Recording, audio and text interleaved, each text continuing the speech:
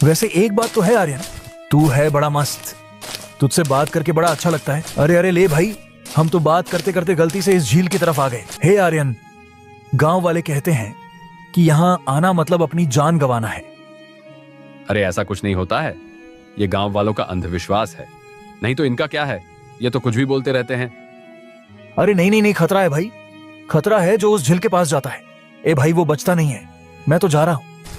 अरे तू तो एक नंबर का बुजदिल निकला। अरे अरे रुक तो, सुन तो सही। अरे रुक तो अरे ये ले भाग गया डरपोक कहीं का। खैर अब मैं यहाँ तक आया हूँ तो तालाब तो जरूर देखूंगा। फिर राघव डर से वहां से चला जाता है और आर्यन तालाब के किनारे आगे बढ़ जाता है। तभी पानी के बीचों बीच उसे एक बहुत बड़ी विशाल कड़ाही दिखाई दी। अरे वाह वाह वाह वाह, क्या बात है। इतनी बड़ी सोने की कड़ाही, लोग बेकार ही इससे डरते हैं। आज तो मैं गांव वालों का डर मिटा दूंगा। और देखते ही देखते वो अचानक कड़ाही उसे अपनी ओर खींचने लगी। अरे अरे अरे बचाओ, अरे कोई मुझको बचाओ, मैं इस कड़ाही के अंदर जा रहा हूँ। वो चीखता हुआ कड़ाही के अंदर खींच गया।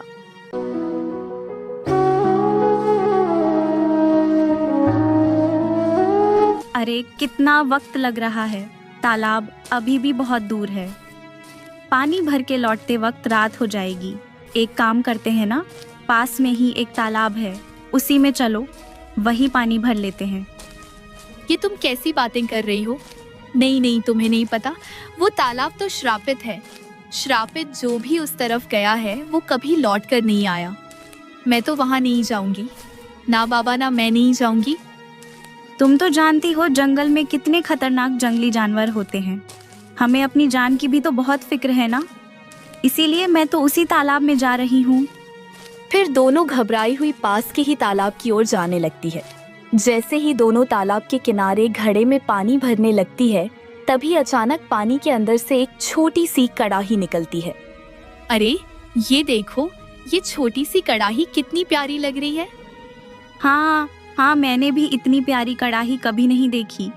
लेकिन यह देखो, ये तो धीरे धीरे बड़ी हो रही है। अचानक देखते ही देखते वो कड़ाही बहुत ही विशाल हो जाती है। अवनी देखो, मुझे यहाँ कुछ ठीक नहीं लग रहा है, हमें यहाँ से चले जाना चाहिए। चलो चलो यहाँ से चलते हैं। दोनों वहाँ से जाने की कोशिश करती है।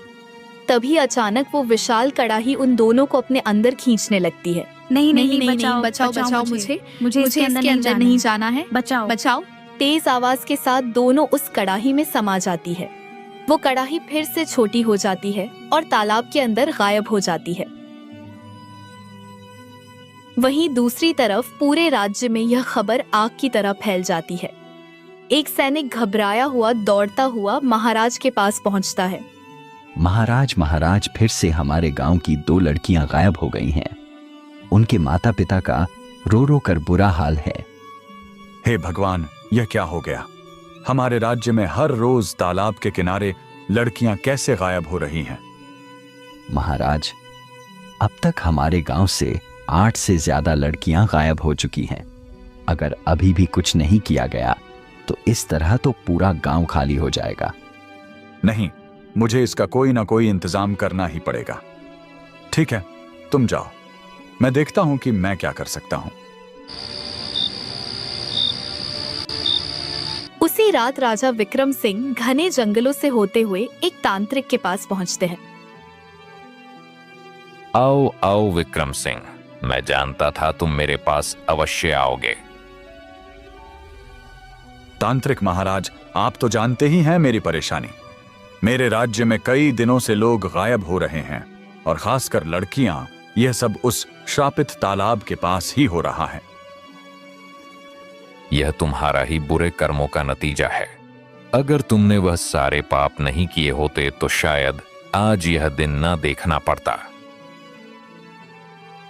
हाँ, मैंने जो पाप किए हैं उन्हें तो मैं बदल नहीं सकता, लेकिन अब इससे बचने का कोई उपाय तो होना चाहिए। बचने का अब कोई उपाय नहीं है। बस अगर तुम अपनी और अपने पुत्र की भलाई चाहते हो तो उसे उस श्रापित तालाब के पास मत जाने देना, वरना अगला नंबर तुम्हारे बेटे का होगा। वो भी उसी तालाब में गायब हो जाएगा और तुमने जितने भी पाप किए हैं वह सारे कर्मों की सजा तुम्हारे बेटे को मिल जाएगी। नहीं नहीं, ऐसा नहीं हो सकता। वो मेरा इकलौता बेटा है। अगर उसे कुछ हो गया तो मैं कैसे जिंदा रहूंगा? जाकर अपने बेटे को रोक दो, उसे कमरे में बंद कर दो और राजमहल से बाहर निकलने मत दो। अगर उसे सही सलामत देखना चाहते हो ये हो तो। तांत्रिक की यह बातें सुनकर राजा विक्रम थर थर कांपने लगते हैं। डरे सहमे राजमहल लौट आते हैं। ऐसे ही रात बीत जाती है।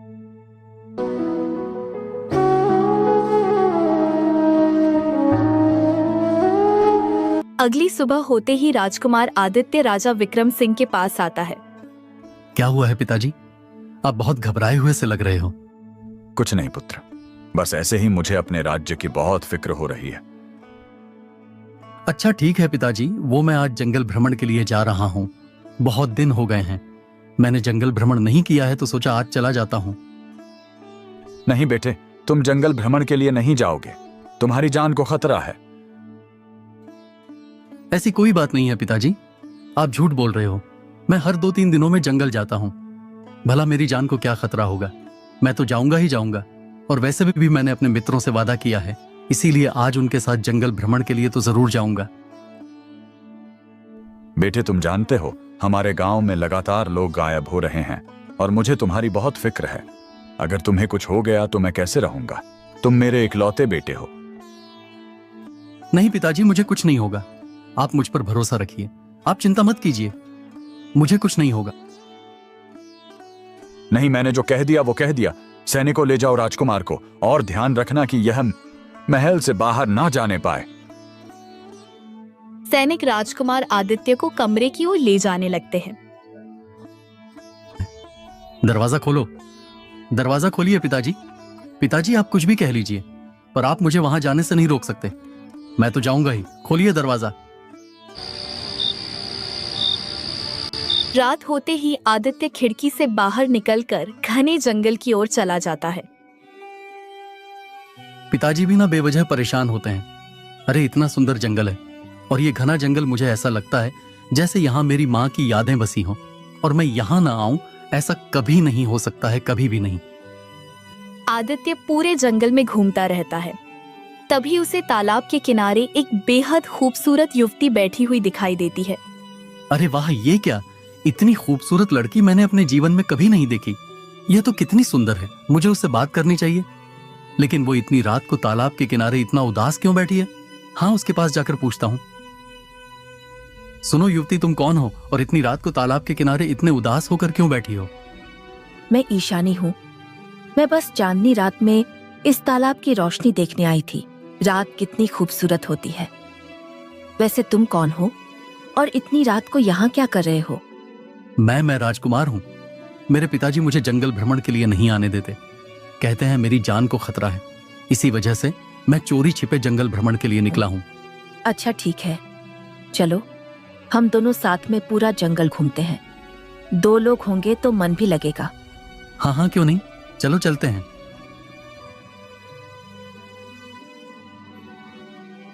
दोनों पूरी रात जंगल में घूमते रहते हैं और ढेर सारी बातें करते हैं। वहीं दूसरी तरफ सैनिक भागते हुए महाराज के पास आते हैं। महाराज, राजकुमार आदित्य अपने कमरे में नहीं है, वह भाग गए हैं। ये तुम कैसी बातें कर रहे हो? मेरा बेटा कहाँ जा सकता है? नहीं नहीं, तांत्रिक ने जो कहा था वो सच नहीं हो सकता। जल्दी जाओ, सब जगह ढूंढो। मुझे किसी भी कीमत पर मेरा बेटा चाहिए।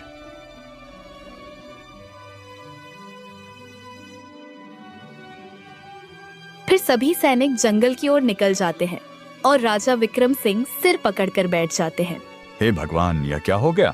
मैं नहीं चाहता कि मेरे कर्मों की सजा मेरे बेटे को मिले। कुछ तो मेहरबानी करो भगवान, मेरे बेटे को कुछ मत होने देना, कुछ मत होने देना। राजा विक्रम सिंह फूट फूट कर रोने लगते हैं। वहीं दूसरी ओर आदित्य ईशानी के साथ बैठा होता है।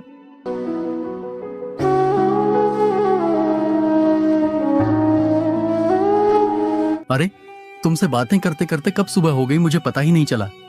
अब मुझे राजमहल जाना चाहिए। हाँ जरूर, लेकिन हम फिर कब मिलेंगे? पूरी रात तुमसे बातें करते हुए कैसे बीत गई मुझे पता ही नहीं चला। हमारी सोच बहुत मिलती जुलती है। मैं रोज तुमसे मिलने इसी तालाब के किनारे आया करूंगा। हमारी दोस्ती बहुत गहरी होगी। अब मैं चलता हूँ। हाँ क्यों नहीं? आदित्य राजमहल लौट आता है। राजा विक्रम सिंह दौड़कर आते हैं और आदित्य को गले लगा लेते हैं। क्या हुआ है पिताजी? आप बहुत परेशान लग रहे हो। बेटे, तुम कहां चले गए थे? मैंने तुम्हें मना किया था, फिर भी तुम जंगल क्यों गए? पिताजी, आप बेवजह परेशान हो रहे हैं। देखिए देखिए ना, मैं जंगल भी गया और सही सलामत लौट भी आया।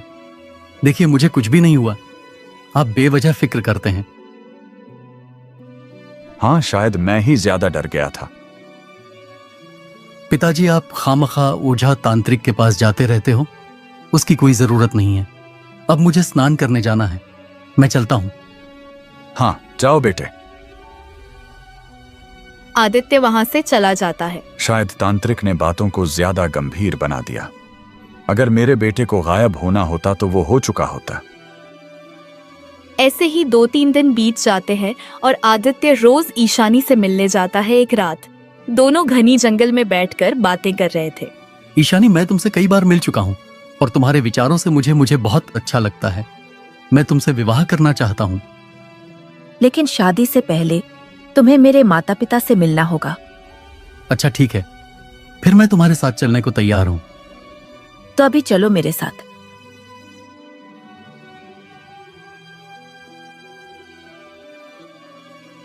ईशानी आदित्य को तालाब के किनारे ले आती है। अरे ये क्या, तुम मुझे तालाब के किनारे क्यों लाई हो? तुम तो मुझे अपने घर ले जाने वाली थी ना। 1 मिनट रुको, मैं तुम्हें अपने माता पिता से ही मिलवाने वाली हूँ। तभी तालाब के अंदर से एक कड़ाही निकलती है और धीरे धीरे विशाल होने लगती है। अरे ये क्या है? ये कड़ाही इतनी छोटी थी और अचानक इतना बड़ी कैसे हो रही है? मुझे यहाँ से जाना चाहिए। अब तुम कहीं नहीं जा सकते, तुम्हें मेरे साथ चलना ही पड़ेगा। नहीं, तुम मेरे साथ कुछ गलत कर रही हो। मुझे नहीं जाना, मुझे कहीं नहीं जाना। अचानक कड़ाही के अंदर से तेज रोशनी निकलती है और आदित्य को अपनी ओर खींचने लगती है।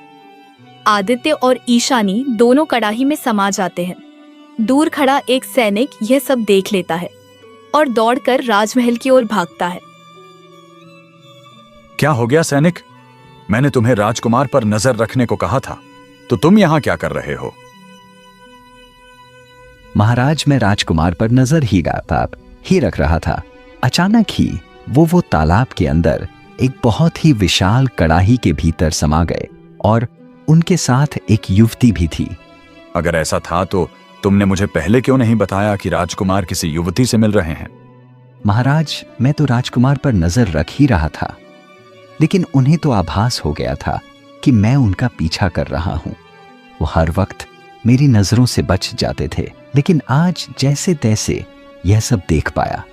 लगता है राजकुमार उस श्रापित तालाब के अंदर चले गए हैं। यह सुनते ही राजा विक्रम सिंह का चेहरा पीला पड़ जाता है।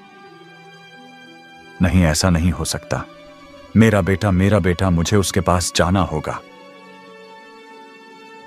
राजा विक्रम सिंह पागलों की तरह तांत्रिक के पास पहुंचता है। क्या हो गया विक्रम? आज फिर से मेरे पास आ गए। मेरा बेटा उस श्रापित तालाब में चला गया। यह कैसे हो सकता है? भला मेरा बेटा किसी विशाल कड़ाही के अंदर कैसे जा सकता है? तुम नहीं जानते कि तुमने जितने भी गांव वालों को मारा था वो मरे नहीं थे। वो सब उसी कड़ाही में कैद हैं और वो सब जीवित हैं। अब उसी दुनिया में तुम्हारा बेटा भी चला गया है। अब तुम्हारा बेटा कभी भी जिंदा वापस नहीं लौट सकता। नहीं, ऐसा नहीं हो सकता। मेरा बेटा मुझे छोड़कर नहीं जा सकता। भगवान के लिए कोई रास्ता तो होगा। अब कोई रास्ता नहीं है। अब तुम अपने बेटे को भूल जाओ। वहीं दूसरी तरफ राजकुमार आदित्य और ईशानी दोनों जोर से गिरते हैं। वे खुद को एक कड़ाही की दुनिया में पाते हैं, जहां चारों तरफ सिर्फ पत्थर ही पत्थर है। ये क्या? तुम मुझे कहां ले आई हो? ये तो पत्थर की दुनिया है। चारों तरफ सिर्फ पत्थर ही पत्थर है। यही हमारी दुनिया है। हम इसी दुनिया में रहते हैं राजकुमार। मैंने तुम्हें अपने प्रेम के जाल में फंसाकर यहाँ लाया है। ईशानी, मैंने तुम पर इतना भरोसा किया, तुमसे इतना प्रेम किया और तुम मुझे यहाँ ले आई। इतने में ही अचानक वहाँ बहुत सारे गांव वाले इकट्ठा हो जाते हैं। ये क्या? इतने सारे गांव वाले, ये सब क्या है? यहाँ क्या हो रहा है? और ये पत्थर, इन पत्थरों से आंसू क्यों गिर रहे हैं? जैसे ये पत्थर रो रहे हो। आखिर बात क्या है? क्योंकि इन पत्थरों में तुम्हारे राज्य के वो सभी लोग कैद हैं जो गायब हो चुके हैं। हम सब ने उन्हें पत्थर बनाकर यहाँ कैद किया है। अब तुम्हें भी हम पत्थर बनाकर यहीं कैद करेंगे। नहीं, तुम लोग ऐसा क्यों कर रहे हो? ये बहुत गलत है। और तुम्हारे पिता ने जो हमारे साथ किया, क्या वो सही था? आप लोग ये क्या कह रहे हैं? मुझे कुछ भी समझ नहीं आ रहा। ये दुनिया क्या है? आप लोग हमारे राज्य के लोगों को क्यों गायब कर रहे हैं? तो सुनो, यह तुम्हारे पिता के कर्मों की सजा है। यह कहानी है 20 वर्ष पहले की, जब हमारा राज्य हंसता खेलता था। मैं उसे राज्य की राजकुमारी थी। उस समय मेरे पिता राज किया करते थे और तुम्हारे पिता उस राज्य के मंत्री थे। यार मैं थक गया हूं ये मंत्री बनकर राजा के आगे दुम महिलाते हिलाते। मुझे राजा बनना है इस राज्य का। इसके लिए मुझे जो करना पड़े मैं करने के लिए तैयार हूं। विक्रम सिंह अपनी किस्मत खोजते हुए घने जंगल की ओर बढ़ गया। जंगल और भी घना होता चला गया कि तभी अचानक उसकी नजर एक तांत्रिक पर पड़ी। तुम जो सोच रहे हो वो मैं जानता हूँ और मैं तुम्हारी इच्छा पूरी कर सकता हूँ। भला तुम मेरी इच्छा कैसे पूरी कर सकते हो? तुम तो एक तांत्रिक हो। मैं इस राज्य का राजा बनना चाहता हूँ। यह इच्छा तुम कैसे पूरी कर सकते हो? 500 सोने की मोहरें मुझे दे दो और अपने राजा के सिर के बाल। उसके बाद तुम्हें इस राज्य का राजा बना दूंगा। क्या सच में इतना छोटा सा काम और बदले में राजा? हाँ, क्यों नहीं। फिर उसी रात अंधेरे का फायदा उठाकर विक्रम सिंह राजमहल में जाता है और राजा के सर का बाल चुरा लेता है। ये लो, तुम्हारे कहे अनुसार राजा के बाल ले आया हूँ। अब बताओ मैं राजा कैसे बनूंगा? तुमने मेरा काम कर दिया। अब मेरा मंत्र पूरा हो जाएगा। रुक जाओ, मैं तुम्हें राजा बनने का उपाय बताता हूँ। तांत्रिक अपनी झोली से एक भभूत की पोटली निकालता है और विक्रम सिंह की ओर बढ़ाता है। यह भभूत ले जाओ, इसे राजा को पिला देना। जैसे ही यह भभूत राजा पिएगा, राजा का शरीर बदल जाएगा। उसका अस्तित्व एक तोता बनकर रह जाएगा और तुम उस तोते को मार देना। लोग उसे याद भी नहीं करेंगे। उसकी जगह तुम राजा बन जाओगे। यह कैसे संभव है? इस भभूत में ऐसी क्या शक्ति है? यह कोई साधारण भभूत नहीं, बहुत तपस्या के बाद मैंने इसे प्राप्त किया है। अगर मैं राजा बन गया तो तुम्हारी हर इच्छा पूरी करूंगा। अब मैं चलता हूँ। फिर दूसरे दिन विक्रम सिंह धोखे से राजा को भभूत जल में मिलाकर पिला देता है। फिर विक्रम सिंह जैसे ही तोते को मारने की कोशिश की, तोता उड़ जाता है। मतलब अब राजा मैं ही हूँ। हे भगवान, ये तो सच हो गया। मैं राजा बन गया। जब राज्य के वफादार गांव वालों को पता चला कि असली राजा गायब हो गए हैं, तो उन्होंने विद्रोह कर दिया। वो तुम्हारे पिता को राजा मानने को तैयार नहीं थे। तब विक्रम सिंह ने सोचा कि अगर इन विद्रोहियों को नहीं मारा तो ये मेरी सच्चाई जान जाएंगे। गांव में जितने भी लोग मेरा विरोध कर रहे हैं, सबको पकड़ो। बच्चों को कारावास में बंद करो और बड़ों को मार डालो ताकि कोई बोलने वाला न रहे। सैनिक मजबूर होकर गांव में जाते हैं। राजा का हुक्म है, तुम सबको मार दिया जाएगा। सैनिक राजकुमारी और सभी वफादार ग्रामीणों को पकड़कर तालाब के पास ले आते हैं और उन्हें तालाब में धकेल देते हैं। तभी विक्रम सिंह स्वयं वहां पहुंचता है। अच्छा काम किया। विद्रोह करने वाले सब इसी तालाब में है ना? अब कोई मेरा विरोध करने वाला नहीं बचा। हम सब डूब रहे थे। हे भगवान, क्या हमारी सुनने वाला कोई नहीं है? तभी अचानक तेज रोशनी फैलती है और उसी रोशनी में एक साधु महाराज प्रकट हो जाते हैं। मैं तुम सबको यहाँ से आजाद तो नहीं कर सकता, लेकिन तुम सबको मरने से जरूर बचा सकता हूँ। पर हम बच भी कहाँ सकते हैं? बाहर निकलेंगे तो भी यह जल्लाद राजा हम सबको जान से मार देगा। ठीक है, तो मैं तुम लोगों को एक ऐसी दुनिया देता हूँ। उस दुनिया में तुम लोग जिंदा रहोगे, लेकिन फिर कभी उस दुनिया से बाहर नहीं आ सकोगे। क्या तुम्हें मंजूर है? वैसे भी हम लोग मर ही रहे हैं तो ठीक ही रहेगा कि कहीं तो जिंदा रहेंगे, कहीं तो हमारा वंश रहेगा। ठीक है। साधु महाराज मंत्र पढ़ने लगते हैं। तभी अचानक एक बहुत बड़ा कड़ाही प्रकट हो जाता है। इस कड़ाही को मैंने तपस्या करके प्राप्त किया है। यह एक जादुई कड़ाही है। सभी गांव वाले एक एक करके उस कड़ाही के अंदर जाकर समा जाते हैं। जब तक कोई सच्चा संत आकर तुम्हें इस राज्य में रहने का स्थान नहीं देगा, तब तक तुम लोग इस कड़ाही से बाहर नहीं आ सकोगे। तुम्हारा और तुम्हारा रहस्य का कोई समाधान नहीं कर पाएगा। तेज रोशनी फैलती है। वह बड़ा कड़ाही धीरे धीरे छोटा हो जाता है और तालाब में गायब हो जाता है। यह सब सुनते ही राजकुमार आदित्य की आंखों से लगातार आंसू गिरने लगते हैं। मेरे पिताजी ने जो किया वो बहुत गलत किया था। इसमें मेरी गलती तो नहीं है, लेकिन अगर मेरे मरने से आप लोगों को खुशी मिलती है और आपका दुख दूर होता है तो मैं मरने के लिए तैयार हूं। हाँ, मैं मरने के लिए तैयार हूं। इधर वह तोता उड़ते हुए कबीर साहिब जी के पास पहुंचा और कबीर साहिब जी को सारा हाल सुनाया। हाँ, क्यों नहीं? मैं तुम्हारे पिता का बदला तुमसे लेना चाहता हूं। मारो इसे, जान से मारो, और इसे भी पत्थर बनाओ जैसे उस राजा का हृदय पत्थर है। तभी अचानक वातावरण में एक अलौकिक शांति छा जाती है और तेज पुंज के बीच कबीर साहिब जी उस तोते के साथ प्रकट होते हैं।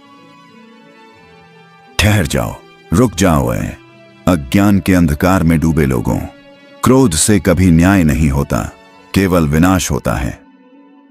आप कौन है महात्मा, और हमें क्यों रोक रहे हैं? इस राजकुमार के पिता ने हमारे साथ अन्याय किया है। खून का बदला खून से होगा। कबीरा खड़ा बाजार में, सबकी मांगे खैर, ना काहू से दोस्ती ना काहू से बैर। हे समीर, तुम जिस राजकुमार को मारना चाहते हो उसने कोई पाप नहीं किया। पिता के कर्मों का बोझ पुत्र के कंधों पर डालकर तुम न्याय नहीं बल्कि वही पाप दोहरा रहे हो जो राजा विक्रम सिंह ने किया था। क्या तुम भी एक निर्दोष की बलिवाष्ट लेकर उसी राजा की तरह बनना चाहते हो? साहिब, ये लोग नहीं समझ रहे। इन्होंने दुख झेला है, इसलिए इनका मन प्रतिशोध की अग्नि में जल रहा है। देखो इस तोते को, यह वही राजा है जिसे विक्रम सिंह ने तोता बना दिया था। 20 साल से यह पक्षी की योनि में भटक रहा है, लेकिन इसने प्रतिशोध नहीं बल्कि सत्य का साथ चुना। राजकुमार, सत्य के मार्ग पर चलने के लिए परीक्षा देनी पड़ती है। कड़ाही की यह माया केवल मन का भ्रम और राजा के अहंकार का प्रतीक है। जिस क्षण तुम नाम दीक्षा लेकर निस्वार्थ भाव से दूसरों के लिए खुद को समर्पित कर दोगे, यह मायावी दुनिया स्वतः नष्ट हो जाएगी। साहिब, मुझे मार्ग दिखाएं। मैं अपने पिता के पापों का प्रायश्चित करना चाहता हूं, चाहे इसके लिए मुझे अपने प्राण की आहुति ही क्यों न देनी पड़े। मुझे दीक्षा दीजिए, मुझ पर दया कीजिए। जो अपने अहंकार को मार देता है वही अमर होता है। जाओ आदित्य, सतनाम का जप करो और भक्ति करो। याद रखना, मन में कोई द्वेष न हो, केवल करुणा हो। आदित्य कबीर साहिब के चरणों की धूल लेकर विशाल कड़ाही पर डालता है। अचानक एक जोरदार धमाका होता है। कड़ाही टुकड़ों में बिखर जाती है और उसमें कैद सभी आत्माएं दिव्य प्रकाश के रूप में बाहर आने लगती हैं। मायावी दुनिया विलीन हो जाती है और सब वापस असली दुनिया में तालाब के किनारे पहुंच जाते हैं। जाओ पक्षी, अपने असली स्वरूप में आओ और इस राज्य का अंधकार मिटाओ। तेज रोशनी होती है और तोता धीरे धीरे एक दिव्य पुरुष में बदल जाता है। यह वही पुराना असली राजा है जिसे विक्रम सिंह ने तोता बनाया था।